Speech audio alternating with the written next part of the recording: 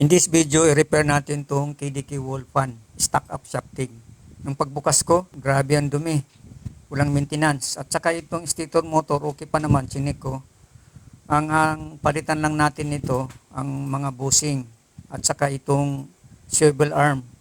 Pudpud na to. Ito ang dahilan bakit hindi siya mag-swivel maayos at naapektuhan ang shafting.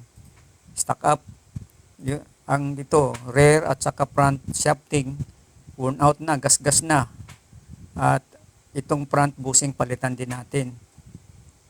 At pati itong run capacitor to senior guys, my friends. Na-assemble ko na itong wall fan KDK. Ang problema nito, stock up shafting. Stock up siya. Pinalitan ko ng bushing dalawa at niliha ko na lang yung shafting dahil manipis pa naman yung gasgas.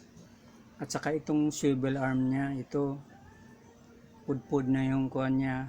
At saka dito tingnan natin guys. Yan, okay na, oh, malakas na. Okay na guys, thank you for watching. Please don't forget to like, share and follow. Thank you, God bless.